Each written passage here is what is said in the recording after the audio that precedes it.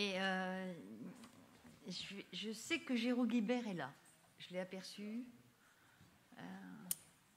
Avec les sunlights, c'est compliqué. Alors, Claire Tutenuy, je crois qu'elle n'est pas là. Elle sera par Zoom. Non? Bon. Il faudrait peut-être que Diana me dise qui a répondu oui ou non. Alors, tu as a priori Claire Tutenuy qui doit être là. Oui. Et Virginie Schwartz, c'est une vidéo, je crois. oui. Et Brigitte Delastel. Voilà. Elle est là. Ok. Non, voilà. Brigitte est là. Voilà. Donc on est 3. Absolument. On a la vie devant nous, on a la soirée devant nous. La vidéo. D'abord, je voudrais remercier Myriam, pas d'avoir organisé les universités d'été, elle a l'habitude de le faire, et avec son équipe, que je tiens à remercier aussi, parce que ça a été quand même un tour de force, c'est de me permettre ce soir de retrouver Géraud Guibert, avec qui nous avons pendant des années, mais là on vous parle d'un temps que les moins de 20 ans ne peuvent pas connaître. Mais Géraud nous avons été l'un et l'autre pendant des années à côté, régulièrement, hebdomadairement.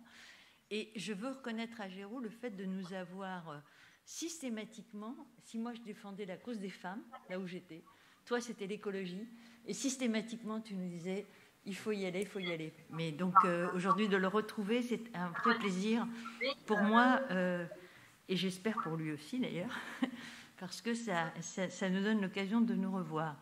Et à La Rochelle, raison de plus. Donc, merci d'être là. Merci Brigitte. On n'a pas eu le temps de se voir avant, mais c'est vrai que les tables rondes se sont succédées. Un message. D'accord. C'était un SMS en direct. Ce matin, Myriam a commencé en disant « Aimer, c'est rester connecté ». Vous voyez, même avec Denis, on continue à être connecté.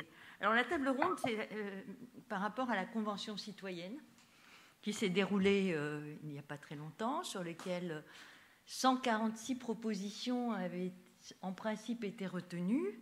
Donc je pense qu'avec vous deux, on va pouvoir animer le débat et vous allez nous dire un petit peu, au-delà de l'action de la société civile, qui a été très importante, pour une fois, c'est vrai qu'on a fait les choses en tenant compte de tout ça. Moi, avant de donner la parole, je crois que c'est Claire qui est en vidéo, c'est ça? Oui, c'est moi. Bonjour, et c'est vraiment dans votre intérêt que je ne suis pas descendue à La Rochelle, puisque j'ai le Covid.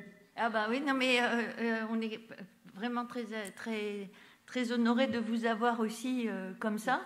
Je pense que ça va être un peu notre avenir, hein, d'avoir des conférences digitales, semi-présentielles, semi-internet. Je vais vous donner la parole, Claire, comme ça vous allez pouvoir ouvrir le débat. J'ai dit 2-3 mots sur la Convention citoyenne, mais je n'ai pas tout dit. Et c'est enrichi par ce débat que je ferai une petite conclusion. Allez-y. Très bien.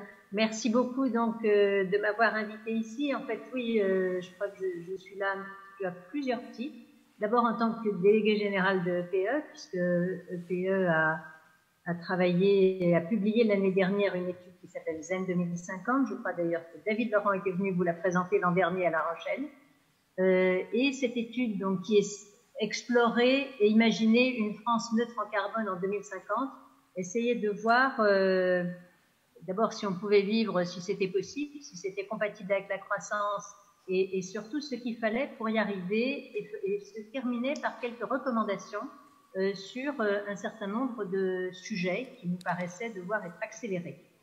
Parmi ces sujets, il y avait évidemment la rénovation énergétique du bâtiment et il y avait une recommandation très sommaire qui consistait à être très brève, puisque notre métier n'est pas de faire des recommandations en général, consistant à dire qu'il allait falloir rendre obligatoire la rénovation énergétique des bâtiments pour les copropriétés et pour les maisons individuelles au moment des transmissions. Et donc, alors c'est une mesure qui n'avait pour le moment pas été tellement mise dans le débat public, puisque l'essentiel de la politique d'incitation à la rénovation s'est faite, comme son nom l'indique, par des incitations, donc avec des aides, avec beaucoup de pédagogie collective, les guichets FAIRE, l'Agence Paris Climat, etc. Mais pour le moment, le sujet de l'obligation n'avait pas été mis dans le débat. Alors, quand PE publie quelque chose, ça ne crée pas non plus un débat considérable. En revanche, ce qui est très intéressant, c'est que la Convention citoyenne pour le climat a produit cette mesure, cette idée dès ses premiers week-ends. Et c'est ma deuxième casquette pour intervenir à cette table ronde. Quand je suis arrivée comme membre du groupe d'appui de la Convention citoyenne pour le climat, cette proposition était sur la table et elle était venue des citoyens dans leur week-end de brainstorming qui était de rendre obligatoire la rénovation des logements, une rénovation globale et avec une proposition qui était déjà beaucoup plus riche et je pense que l'intérêt de ce débat ça va être de regarder la façon dont les citoyens recommandent de passer à cette obligation qui donc est une mesure qui n'a pas été encore beaucoup débattue. C'est sûr qu'on est à 18 mois des élections, donc parler d'obligation, c'est forcément un sujet qui est un petit peu de long terme. Mais la mesure qu'a préconisé les citoyens nous a évidemment intéressés, en ce qu'elle rejoignait ce sentiment d'urgence et ce sentiment qu'il y a tellement de logements, on parle de 20-25 millions de logements, il y a tellement de décisions à prendre qu'elles ne se prendront pas simplement en action volontaire, même incitée, et elles se prendront si effectivement on passe à un système d'obligation assez général qu'il faut essayer de faire très intelligemment, et c'est là que la réflexion des citoyens est extrêmement intéressante. Et donc, voilà ce que je voulais dire en introduction. Le rôle du groupe d'appui de la Convention citoyenne pour le climat ayant été, et ça a été modéré avec beaucoup d'efficacité par le dispositif d'animation, de répondre, pas tout à fait par oui ou par non aux idées des citoyens, mais de leur donner des réponses très précises et argumentées sur est-ce que les idées qu'ils avaient sont importantes, c'est-à-dire est-ce qu'elles ont un gros potentiel de réduction des émissions, et deuxième sujet, est-ce qu'elles ont un gros potentiel de justice sociale, et donc c'était vraiment sur ces deux échelles que nous avons porté les aider à apprécier les idées qu'ils avaient sur la table. Donc effectivement, cette idée de rénovation obligatoire qu'ils avaient sur la table rejoignait l'étude ZEN, comme d'ailleurs d'autres mesures qui étaient dans leurs idées. Et donc, ça a été effectivement un sujet sur lequel j'avais un petit peu de background à leur apporter pour documenter leur réflexion. Voilà. Merci. Alors après, depuis, il y a cette recommandation. Elle va être évidemment débattue au Parlement. Pour ce qui concerne EPE, nous avons regardé les obstacles et identifié un certain nombre des obstacles qui se dressent sur la route de cette recommandation. Et donc, peut-être que dans le débat, on pourra y revenir si vous le souhaitez. D'accord, je vous redonnerai la parole tout à l'heure après avoir entendu vos deux collègues, puisque je pense que Brigitte était participante à la Convention citoyenne pour le climat et merci d'être là. On va pouvoir en direct vous poser quelques questions et puis peut-être un bilan d'étape, nous dire aussi où vous en êtes. Puis après, j'aurai l'honneur de passer la parole à Géraud Guimert, président de la Fabrique écologique, pour lequel vous allez pouvoir échanger tous les deux. Eh bien, bonjour à tous. Après tous ces experts, je me demande un peu ce que je fais là. Hein. Je me suis posé la même question, Brigitte. On aurait pu être ensemble. Alors, voilà. Donc, bon, eh bien, je suis une des 150 citoyennes de la Convention pour le climat. Ça m'est tombé dessus. Je n'étais pas du tout expert ni en écologie, ni en carbone vert, carbone marron, rien du tout. Complètement novice. J'ai dit oui sans vraiment réfléchir. J'ai dit oui en tant que citoyenne. Et puis parce que pour une fois, on nous demandait notre avis. À nous tous. Bon, vous savez bien que cette convention a été créée à la suite des mouvements des Gilets jaunes et des grande table ronde, le gouvernement et le président de la République voulaient entendre les citoyens. Eh bien, je crois qu'il les a entendus. Maintenant, est-ce qu'on a été écouté, c'est autre chose. Nous, on avait une feuille de route qui était un petit peu large. Et bon, réduire les émissions à effet de serre, pourquoi pas? On y a réfléchi avec notre bon sens de citoyens français, d'habitants de toute commune, des urbains, des gens de la campagne, de toute catégorie sociale. Et comme le disait Claire tout à l'heure, avec qui j'ai eu la chance de me retrouver dans le groupe, parce que ça a été, cette convention citoyenne, nous avons toujours été tirés au sort. Nous n'avons jamais choisi le thème sur lequel nous avions travaillé. Moi, je me suis retrouvée dans le groupe Se Loger, donc effectivement, j'ai travaillé avec Claire sur la rénovation des logements. Et je voudrais aussi redire que l'on n'a pas été instrumenté dans le sens où on ne nous a pas dit « il faut arriver à telle mesure ». Les citoyens, ils ont réfléchi avec leurs mots, sans expérience particulière. C'est ce que je disais, quelquefois, pour se mettre d'accord sur une phrase, ça a demandé du temps parce que les gens qui retranscrivaient nos débats finissaient par nous faire une phrase qui n'avait plus rien à voir avec ce qu'on allait dire. Et bien non, on voulait tout simplement parler français, que ça soit adressable à tout le monde. C'était notre mission. Donc on l'a fait aussi bien que possible. On s'est tous beaucoup investis.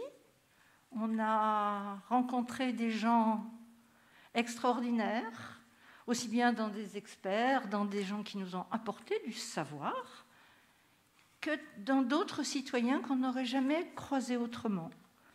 Et bien, avec cet échange de pensées, on arrive à faire quelque chose. L'intelligence collective, elle existe vraiment. Franchement, on peut faire quelque chose, il faut y croire. Maintenant, moi, je ne veux pas rentrer dans le suivi. J'avais une feuille de route, on s'est appliqué, on a rendu 149 propositions. Le président de la République en a retenu 146. Maintenant, il y a des élus dans cette société. On a des parlementaires, on a des sénateurs. On a à eux de monter au créneau et de faire en sorte d'écouter ce qu'ont pensé les citoyens. Voilà, D'accord, bah écoutez, la salle vous posera certainement des questions. Faites tous l'effort de dire oui si un jour vous êtes retenu pour une convention, sur quelque thème que ce soit. Il faut y aller. C'est riche. Moi, c'est une des plus grosses expériences de ma vie.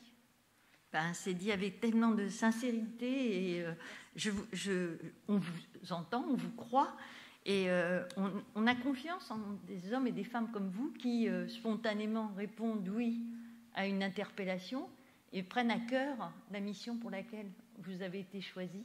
Ben, écoutez, c'est tout à votre honneur.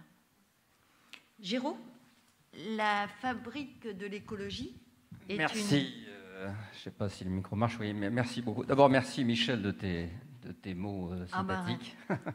Moi aussi, ça me fait très plaisir de te retrouver. Tu vois, en effet, on a eu toute une période de nos vies, on s'est côtoyés assez régulièrement, donc ça me fait vraiment très plaisir aussi de se retrouver. Et puis, je voulais remercier aussi et féliciter les organisateurs de cette réunion parce que je mesure à quel point c'est compliqué d'organiser aujourd'hui dans les périodes de Covid des réunions comme ça. Nous-mêmes, à la Fabrique écologique, on a hésité, on a fait des réunions mixtes, on est repassé malheureusement au virtuel là pour nos événements depuis une quinzaine de jours. Mais je mesure la difficulté et en même temps, je trouve que rien ne vaut une réunion où on puisse se parler directement. Je sais bien que ce n'est pas toujours possible, ma pauvre Claire, et j'espère que tu te portes quand même très bien. Ce n'est pas toujours possible, mais je pense que c'est évidemment extrêmement utile et j'espère qu'on pourra rapidement revenir à des choses plus normales. Trois idées très simples sur le sujet, mais qui me paraissent importantes et que je crois qu'il faut méditer. La première idée, c'est que je pense absolument indispensable qu'on renouvelle dans notre pays les formes démocratiques. Et d'une certaine façon, la Convention citoyenne y a contribué.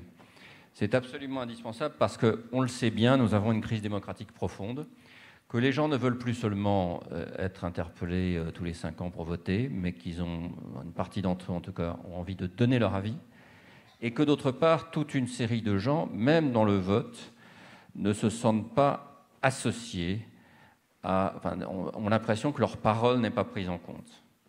Et c'est vrai, quand on regarde la représentation, y compris, il faut bien le dire, des élus, ou y compris dans les associations, etc., il y a un certain nombre de couches sociales qui sont représentées et d'autres qui ne le sont pas. Et donc, je crois absolument important qu'il y ait un effort pour faire ce renouvellement des formes démocratiques. Et pourquoi sur le climat, c'est important, et pourquoi sur l'écologie en général, c'est important ? Parce que sur l'écologie et sur le climat, ce sont des problèmes qui concernent aussi les générations futures, qui elles-mêmes par construction ne sont pas représentées et ne sont pas représentées dans nos systèmes représentatifs habituels. Et donc il est important qu'il y ait des nouvelles méthodes pour essayer de faire en sorte que ces sujets de long terme, que ces sujets majeurs d'avenir, que ce sujet qui concerne nos enfants et nos petits-enfants, et nous aussi d'ailleurs, puissent être traités dans les meilleures conditions. Alors, deuxième idée importante, je pense que la Convention citoyenne a vraiment été une initiative importante, et puisque nous avons une citoyenne ici, je voudrais vraiment la féliciter, et par son intermédiaire, les 150, du travail qui a été fait et que je trouve absolument remarquable par rapport à toutes les difficultés qui pouvaient intervenir dans un travail comme ça. Et je voudrais souligner 2 choses importantes qui, à mon avis, sont les débouchés peut-être les plus importants de la Convention citoyenne. D'abord, le fait que 150 citoyens qui, a priori, n'y connaissaient rien, ou pas grand-chose, ou qui y connaissaient beaucoup, mais dans leur vie quotidienne, aient réussi à se mettre d'accord sur 150 mesures importantes, intéressantes, même si, en effet, on peut toujours discuter telle ou telle, mais importantes, intéressantes, et ceci dans un contexte, en plus, rendu extrêmement difficile, il faut bien le dire, par la crise du Covid et par les difficultés qu'il y a eu. Et ça, je crois que c'est un message très fort, y compris adressé aux élites et aux experts de ce pays. C'est que les citoyens peuvent, pourvu qu'ils aient un cadre adapté, pourvu qu'ils aient une formation adaptée, peuvent devenir les experts de leur vie et de nos choix collectifs. Et je pense que c'est un message qui méritera d'être relayé très profondément dans la société française, parce qu'il y a une tendance de plus en plus forte à considérer qu'il y a les élites qui savent, où il y a les experts qui savent, et puis il y a ceux qui ne savent pas, et que seuls les experts qui savent méritent d'avoir une voix écoutée, ce qui n'est absolument pas le cas. La deuxième chose qui me paraît le plus important dans la réussite de la Convention citoyenne, c'est que cette Convention citoyenne permet de mettre une pression importante et continue sur les pouvoirs publics pour faire adopter des mesures dans le sens de la transition écologique et climatique.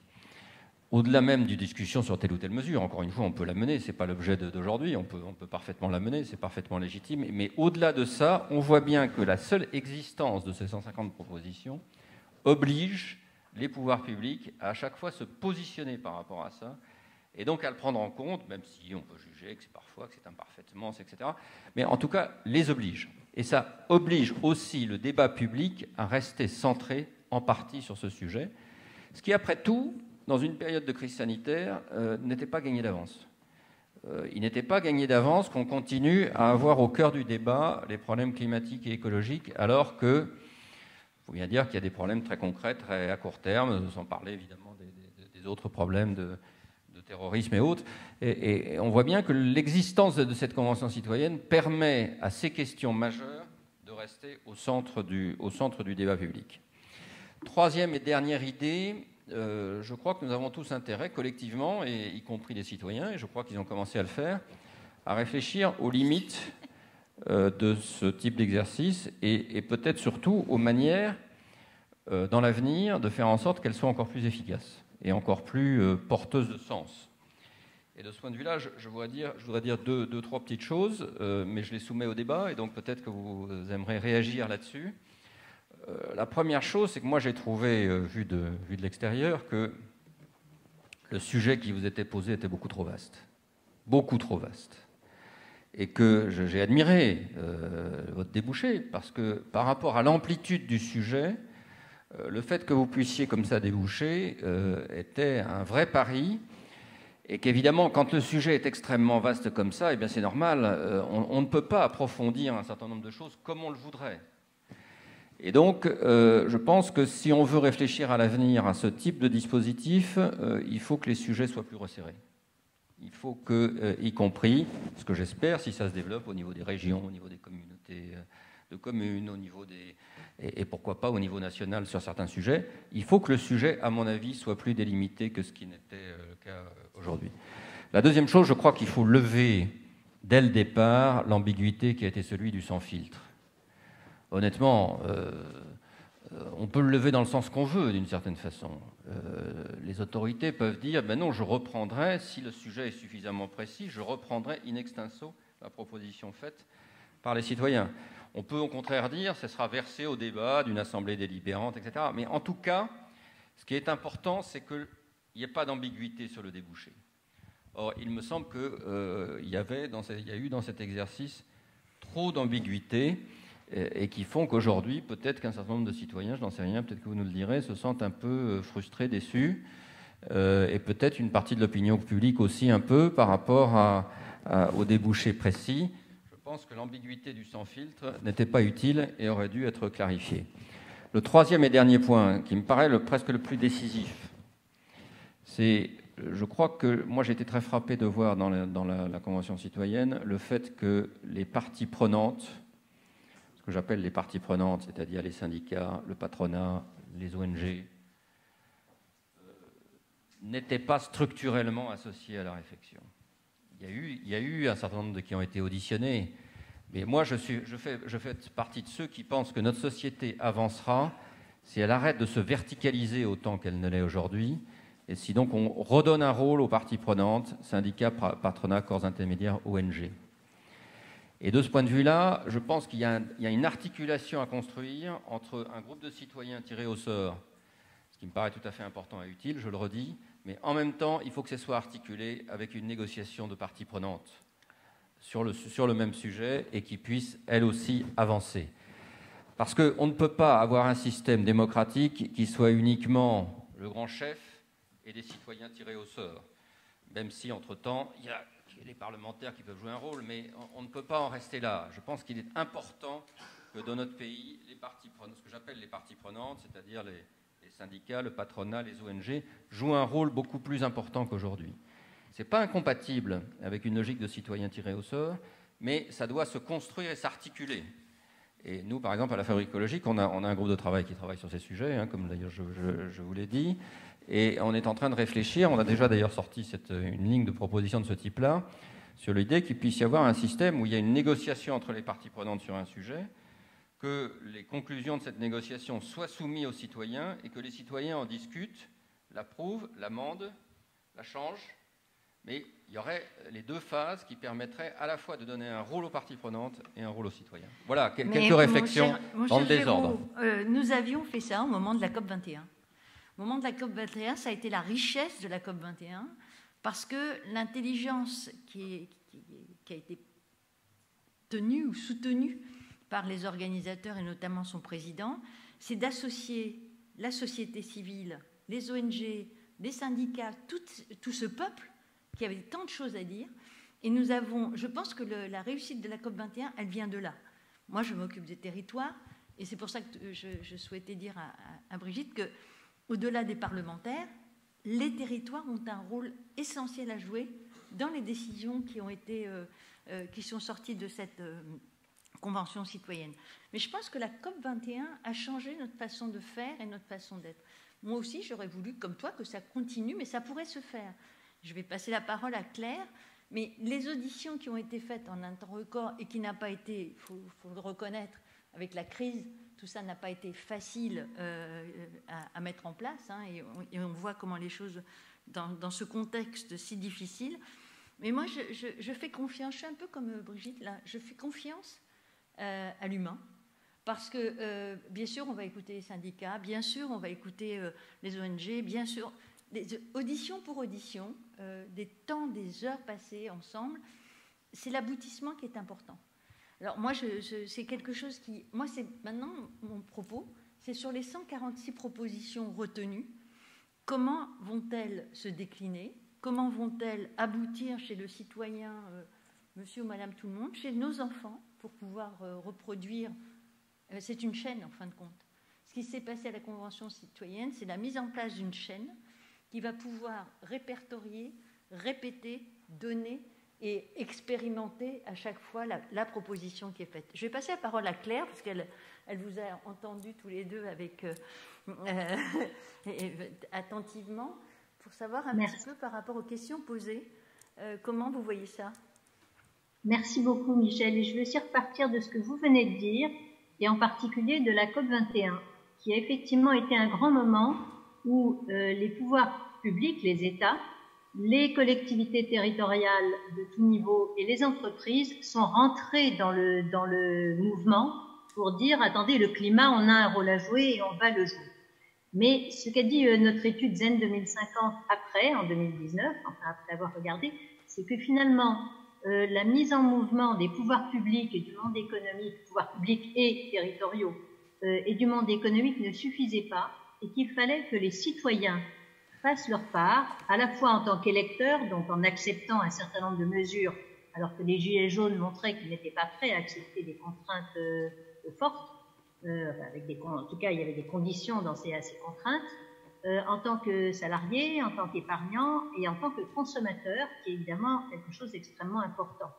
Et la pédagogie de comment les citoyens, comment les gens vont accepter de faire des changements dans leur mode de vie au nom du climat n'avait pas été faite jusqu'à présent. Et d'ailleurs, c'est pour ça qu'il y a eu les Gilets jaunes, c'est que finalement, ils ont vu arriver une contrainte, alors que cette pédagogie de les personnes, les familles vont devoir changer un certain nombre de choses dans leur mode de vie. Ça ne peut pas être complètement transparent pour eux, c'est changer des façons d'habiter, changer des façons de se déplacer, changer même sa nourriture. C'est des choses assez profondes, assez intimes, très personnelles. Et cette pédagogie-là n'avait pas été faite du tout, puisque l'essentiel de la demande, c'était il faut des politiques, on a des solutions techniques. On avait donné un petit peu l'impression, jusqu'au Gilet jaune, que ça allait être transparent pour les citoyens, que ça allait être un peu indolore. Et moi, ce que je trouve de très remarquable, c'est que la Convention citoyenne pour le climat a été un exercice dans lequel c'est ça que les citoyens ont réalisé, c'est qu'eux-mêmes allaient être concernés, et que ce soit dans le groupe du bâtiment ou de l'aménagement du territoire, mais aussi dans le groupe de l'alimentation. Ils ont réalisé la réduction de la consommation de viande, des changements importants dans la mobilité, et donc ils ont pris conscience et retraduit dans leurs propositions, ils ont pris conscience de l'ampleur du problème, du fait qu'il y avait besoin de tout le monde, de toutes les familles, tous les ménages pour contribuer à la résolution du problème, et pris les mesures et proposé des mesures qui sont extrêmement vastes, et ce qui prouve qu'ils ont compris que c'était vraiment leur mode de vie qui était impliqué. Et je trouve que cet exercice de pédagogie qui a effectivement aurait été très difficile à faire, ils ont passé énormément de temps, énormément de réunions, de discussions entre eux, de discussions avec des experts, et donc ce temps passé permet de mettre dans le domaine public une pédagogie qui aurait été autrement presque impossible à faire. Et je crois que ces mesures qu'ils ont portées montrent la profondeur de cette réflexion. Merci Claire. Je passe la parole à Brigitte parce que oui. Bon, je la voyais hocher de la tête quand Géraud parlait, dans un sens pas d'accord. Je suis ravie de discuter et d'échanger parce que c'est ça aussi que l'on a appris à la Convention. Très bien. Il y a un terme qui n'a pas encore été prononcé de toute la journée, je crois. C'est l'éducation. Ah oui, il va falloir éduquer. Enfin, pas éduquer dans le sens je suis le professeur qui donne une leçon. Non. Là, je crois que les mesures de la Convention ont un retentissement dans la société parce qu'elles viennent de citoyens. Et quand vous disiez, Géraud, que vous auriez voulu que les institutionnels soient plus associés, mais les 150, ils ne voulaient pas de ça, hein. Ils voulaient discuter entre eux, dire leur ressenti. On a écouté les institutionnels. Mais ce qu'on voulait, c'était sortir nos tripes, en fait. Hein. Voilà. Et éduquons, expliquons avec nos mots, notre bon sens de citoyen, Maintenant, c'est sûr que c'était la première, elle n'était pas bien bordée, cette convention. Hein. Mais c'est le mal français de dire on n'est pas mais d'accord. Au moins, on y est allé. Il faut bien que vous vous rappeliez tous que c'était du bénévolat. On y allait le week-end, on travaillait la semaine. Hein, on était dans les TGV, on a été pris par les grèves des transports en décembre, par le Covid et personne n'a lâché. Je crois qu'il y a 3 personnes qui ont abandonné sur les 150. Hein. Et encore, ce n'était pas vraiment de leur fait, la maladie ou la vie fait. Donc, il faut croire au potentiel de la base. Sinon, on retrouvera des gens sur les ronds-points. Hein. On va rester sur ces belles paroles et je crois que la zénitude qui vous anime doit nous obliger à méditer encore plus. Merci Claire, bon courage. Merci beaucoup à tous et bravo à Myriam et à toute l'université, c'est génial. Ok, merci. Bonne fin d'après-midi. Merci. Merci.